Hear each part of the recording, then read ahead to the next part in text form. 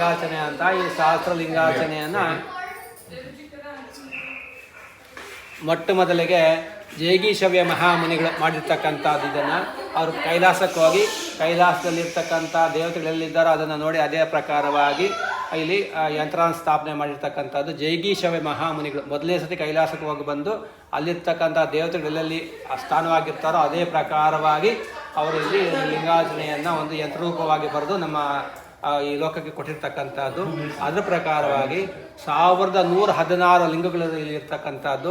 ಇದರಲ್ಲಿ ಫಸ್ಟ್ 1ನೇ ಆವರಣದಲ್ಲಿ ಇಂದ್ರಾದಿ ಅಷ್ಟದಿಕ್ಪಾಲಕರು ಇಲ್ಲಿಂದ ಸ್ಟಾರ್ಟ್ ಆಗ್ತಾರೆ. ಇಂದ್ರ, ಇದು ಪೂರ್ವ ನಮಗೆ ಇದಾಗೋದ್ರಿಂದ ಇಲ್ಲಿಂದ ಇಂದ್ರ, ಅಗ್ನಿ, ಯಮ, ನಿವೃತ್ತಿ, ವರುಣ, ವಾಯು, ಕುಬೇರ, ಈಶಾನ ಅಂದ್ಬಿಟ್ಟು ಫಸ್ಟು ಅಷ್ಟದಿಕ್ಪಾಲಕರು ಎಲ್ಲರಿಗೂ ಗೊತ್ತಿರ್ತಕ್ಕಂಥದ್ದು. ಆಮೇಲೆ ಅದೇ ಪ್ರಕಾರವಾಗಿ ದ್ವಾದಶಾದಿತ್ಯರು.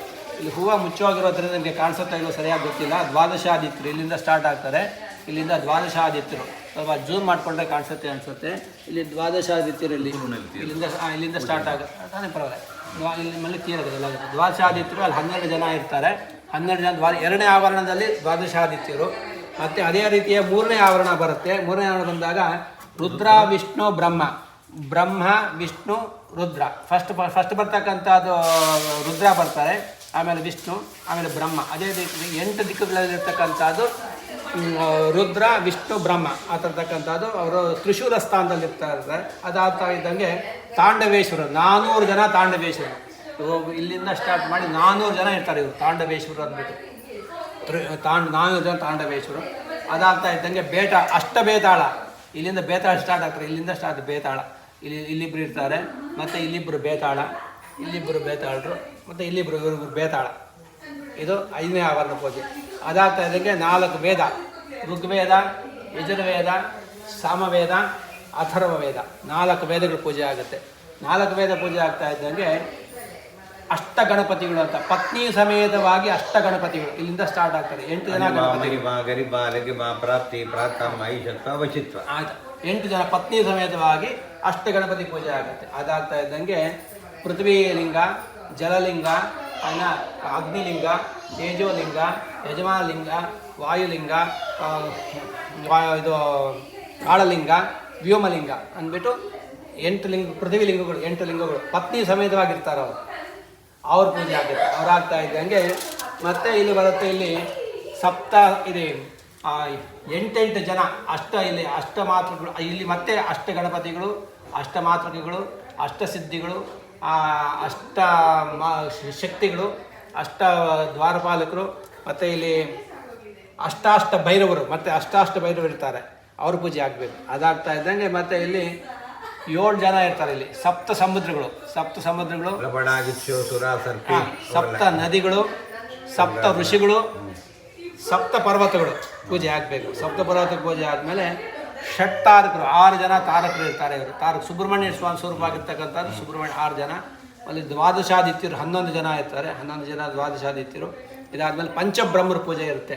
ಇಲ್ಲಿ 5 ದಿಕ್ಕಿನಲ್ಲಿರ್ತಕ್ಕಂಥದ್ದು 5 ದಿಕ್ಕಲ್ಲಿರ್ತಕ್ಕಂಥ ಪಂಚಬ್ರಹ್ಮರು ಎಲ್ಲ ಕಡೆಯೂ ಇರುತ್ತೆ. 5 ಲಿಂಗ ಪ್ರಕಾರವಾಗಿ 5 ದಿಕ್ಕಲ್ಲಿರ್ತಾರೆ. ಪಂಚಬ್ರಹ್ಮ ಪೂಜೆ ಆಗುತ್ತೆ. ಇದು ಪಂಚಬ್ರಹ್ಮ ಪೂಜೆ ಆದಮೇಲೆ ಇದು ಮಹಾಲಿಂಗ ಅಂತ, ಇದು ಮಹಾಲಿಂಗ ಪೂಜೆ ಆಗುತ್ತೆ. ಇದು ಆಯಿತಾ.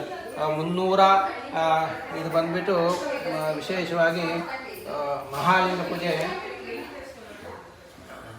ರಾಘವೇಂದ್ರ ಮಲ್ಯ ನಡೀತಾ ಇರೋದು. ಇಂಥ ನಮ್ಗೆ ವಿಶೇಷವಾದಂಥ ವರ್ಣನೆಯನ್ನು ವಿಶ್ವನಾಥ ಶರ್ಮವರೆಲ್ಲ ಇವ್ರಿಗೆ ಮಹಾಲಿಂಗಾರ್ಚನ ಕಾರ್ಯಕ್ರಮವಾಗಿ ಯಾರ್ಯಾರಿರ್ತಾರೆ, ಲಿಂಗದಲ್ಲಿ ಏನು ಅಂತ ನಮಗೆಲ್ಲ ಕುತೂಹಲವಾಗಿತ್ತು. ಇದು ದಕ್ಷಿಣಾಮೂರ್ತಿ, ಅಲ್ಲಿ ಲಿಂಗ ಕೂತಿದೆ ನೋಡಿ, ಅದು ದಕ್ಷಿಣಾಮೂರ್ತಿ ಲಿಂಗ. 485 ಲಿಂಗ ಇರುತ್ತೆ ಇಲ್ಲಿಂದ ಇಲ್ಲಿವರೆಗೂ ನೋಡಿ. ವಿಶೇಷವಾಗಿ ಲಿಂಗಗಳೆಲ್ಲ ಜೋಡಿಸ್ಬಿಟ್ಟು ಪಾದ ಮಸ್ತಕವರೆಗೆ ಮಹಾ ತ್ರಿಪುರ ಸುಂದರಿ ಸಮೇತ ಸಾಂಬ ಪರಮೇಶ್ವರ ಅಂತ ಇದರ ಹೆಸರು. ಮಹಾ ತ್ರಿಪುರ ಸುಂದರಿ ಈಕೆ. ಇಲ್ಲಿ ಪರಮೇಶ್ವರ ಆಕೆ ತೊಡೆ ಮೇಲೆ ಕೂತ್ಕೊಂಡಿರ್ತಾನೆ. ಮಹಾ ತ್ರಿಪುರ ಸುಂದರಿ ಸಾಂಬ ಪರಮೇಶ್ವರ ಆಕೆ ತೊಡೆ ಮೇಲೆ ಕೂತ್ಕೊಂಡಿರ್ತಕ್ಕಂಥದ್ದು. ಮತ್ತು ಇಲ್ಲಿ ಕೈಲಾಸಕ್ಕೆ ನಾವು ಹೋದರೆ ಹೆಂಗೆ ಇರ್ತೀವೋ ಅದೇ ರೀತಿ ಪರವತಿ ಬಳಿ ಕೂತ್ಕೊಂಡಿರ್ತಾರೆ. ಅದು ಈ ದೇವತೆಗೆಲ್ಲ ಸೇವನೆ ಮಾಡ್ತಾ ಇರ್ತಾರೆ. ಅದೆಲ್ಲ ಪೂಜೆ ಆದಮೇಲೆ ಇಲ್ಲಿ ದಕ್ಷಿಣಾಮೂರ್ತಿ ಮತ್ತು ಚಂಡಿಕೇಶ್ವರ ಪೂಜೆ ಮಾಡಬೇಕು. ಇಲ್ಲಿ ನಂದಿ ಇದ್ದಾರೆ, ಕಡೆಯಲ್ಲಿ ನಂದಿ ಪೂಜೆ ಆಗುತ್ತೆ. ವಿಶೇಷವಾಗಿ ಲಿಂಗ ಸ್ವರೂಪದಲ್ಲೇ ಇರ್ತಾರೆ. ಎಲ್ಲರೂ ಇಲ್ಲಿ ಲಿಂಗ ಸ್ವರೂಪದಲ್ಲೇ ಇದ್ದು ಪೂಜೆನ ಸ್ವೀಕಾರ ಮಾಡ್ತಾರೆ. ಇದು ಸಹಸ್ರಲಿಂಗಾರ್ಚನೆಯ ಒಂದು ವಿಧಿ. 1116 ಲಿಂಗ. ಈ 1116 ಲಿಂಗಗಳಿಗೂ ಒಂದು ಲೆಕ್ಕಶಾಸ್ತ್ರ ಇದೆ. ಪ್ರತಿ ಮನುಷ್ಯ ಒಂದು ಸ್ತ್ರೀ ಪುರುಷನ ಭೇದ ಭಾವ ಇಲ್ಲದೆ ಪ್ರತಿಯೊಬ್ಬರು ದಿನಕ್ಕೆ 3 ಹೊತ್ತು ಲಿಂಗಾರ್ಚನೆ ಮಾಡಬೇಕು ಅಂತ ಒಂದು ಶಾಸ್ತ್ರ ಹೇಳುತ್ತೆ. ಬೆಳಿಗ್ಗೆ ಮಧ್ಯಾಹ್ನ ಸಂಜೆ ಲಿಂಗ ಪೂಜೆ ಮಾಡಬೇಕು ಪ್ರತಿಯೊಬ್ಬರು ಅಂತ, ಆಯಿತಾ. ಈಗ ಆಗದೇ ಇರತಕ್ಕಂಥ ಸಂದರ್ಭಗಳಲ್ಲಿ ಸಹಸ್ರಲಿಂಗಾರ್ಚನೆಯನ್ನು ಒಂದು ಸತಿ ಮಾಡೋದ್ರಿಂದ ಪ್ರತಿ ವರ್ಷ ಪೂಜೆ ಮಾಡಿರ್ತಕ್ಕಂಥ ಫಲವನ್ನು ನಮ್ಗೆ ಭಗವಂತ ನಮಗೆ ಕೊಡ್ತಾನೆ. ಇವತ್ತು ನಮಗೆ ಅಮೆರಿಕಾ ದೇಶದಲ್ಲಿದೆ, ಅದನ್ನು ವಿಶ್ವನಾಥ ಶರ್ಮಾರು ಸವಿಸ್ತಾರವಾಗಿ ಮಾಡಿದ್ದಾರೆ. ಇವರು ಗ್ರಂಥಗಳನ್ನು ರಚನೆ ಮಾಡಿದ್ದಾರೆ, ತಾವುಗಳ ತೆಗೆದುಕೊಳ್ಬೇಕು. ಆ ಗ್ರಂಥ ಪುಸ್ತಕವನ್ನು ಸಹಿತ ನಾನು ಸಹಸ್ರಲಿಂಗಾರ್ಚನೆ ವಿಧಿ ಅಂತ ಸಿಗುತ್ತೆ, ತಾವುಗಳೆಲ್ಲ ಮನೆಯಲ್ಲಿ ಇದನ್ನು ಮಾಡಬಹುದು ಅಂಥೇಳಿ ಇಲ್ಲಿ ಮುಕ್ತಾಯ ಮಾಡ್ತಿದ್ದೆ.